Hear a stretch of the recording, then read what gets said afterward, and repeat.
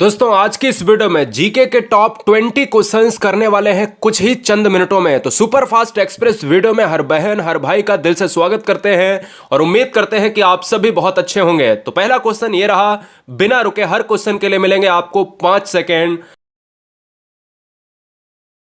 तो भैया क्वेश्चन पढ़ लेते हैं। 4 ऑप्शंस है, 5 सेकंड में हर क्वेश्चन को धुआं धुआं करना आपका काम है।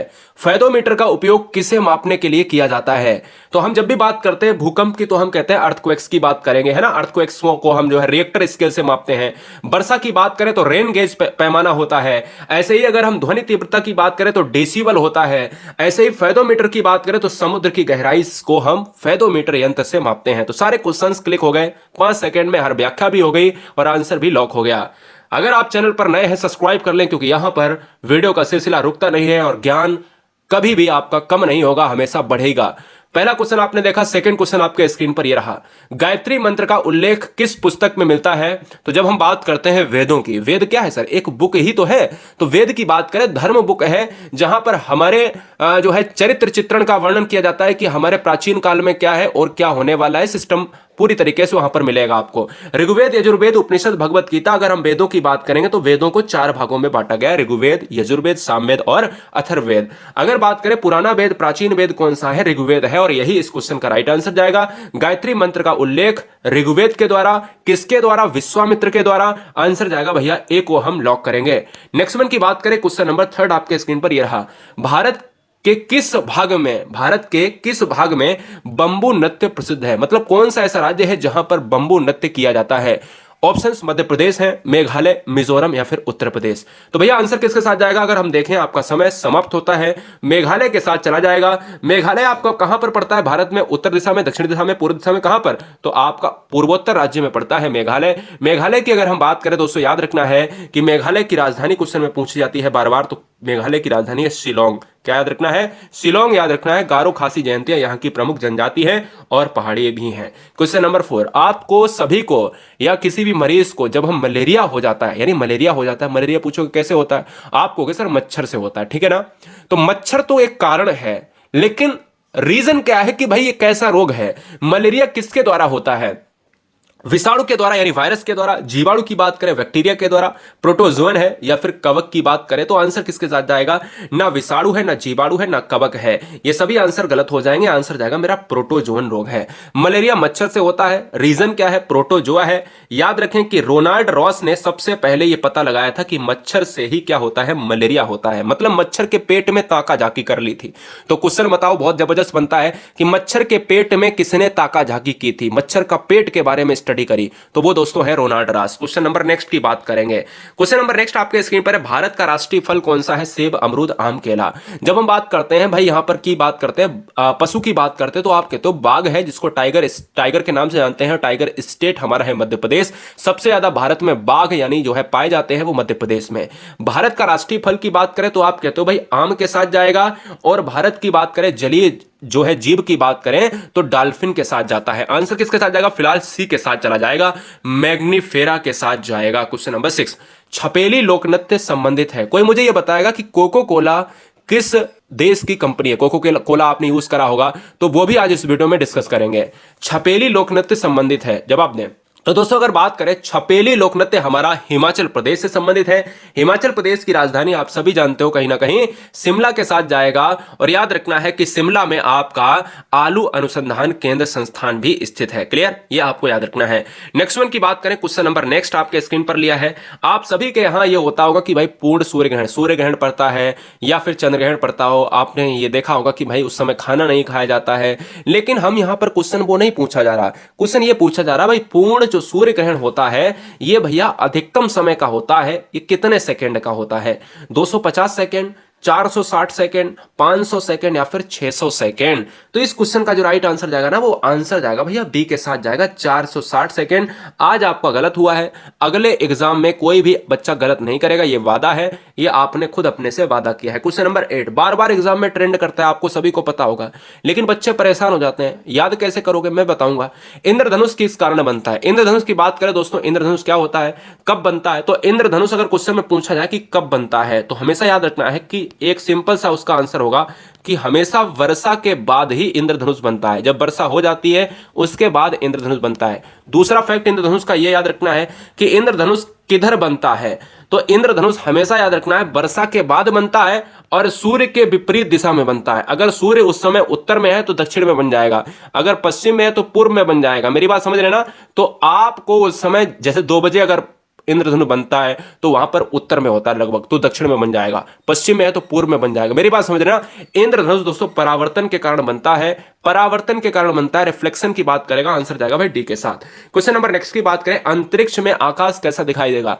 हम पृथ्वी पर खड़े होते हैं तो पृथ्वी से हमें आकाश नीला दिखाई देता है, लेकिन क्या आकाश नीला है? क्या आप ऊपर बादलों की तरफ देखते हो तो आकाश आपको नीला दिखाई देता है? रीजन क्या है? रीजन दोस्तों अपवर्तन होता है क्या, या प्रकीर्णन होता है? तो आप कहोगे भाई प्रकीर्णन की बात करेंगे, लेकिन यार हमें रीजन ये नहीं पता, हमें नीला आकाश होता है क्या? तो आंसर आएगा बिल्कुल नहीं होता है।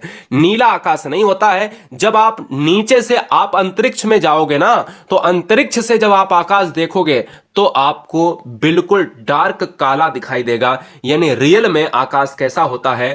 काला होता है, ब्लैक होता है। क्लियर हुआ?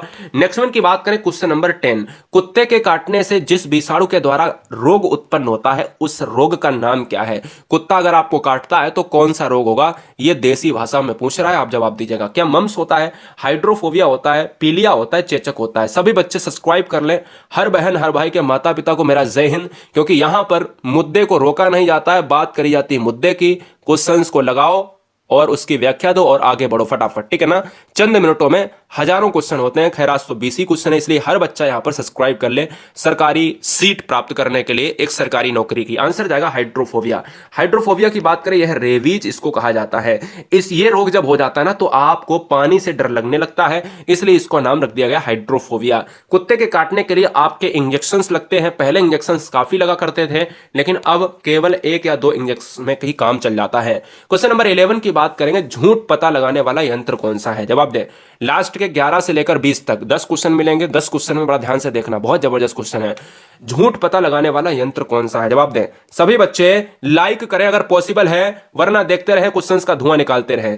झूठ पता लगाने के लिए देखो, उच्च ताप मापने के लिए हम कहते हैं भाई पायरोमीटर। अगर सूर्य का टेम्परेचर मापना है तो हम क्या करेंगे? कोशिश कर सकते हैं एक बार पायरोमीटर से। सिस्मोग्राफ की करें तो भूकंप का अध्ययन, पॉलीग्राफ करें तो झूठ पता लगाने के लिए। तो मैं आंसर किसके साथ जाएगा? अगर झूठ पता लगाने वाली मशीन का नाम है, यंत्र का नाम है, वो है पॉलीग्राफ। पॉलीग्राफ टेस्ट होता है जब भी कोई चोरी जो है सिस्टम में फंसता है, बड़ी चोरी में, या फिर एक ऐसा केस जो होता है जो सरकार के द्वारा हैंडल करा जाता है, तो उसका पॉलीग्राफ टेस्ट होता है, ठीक है ना?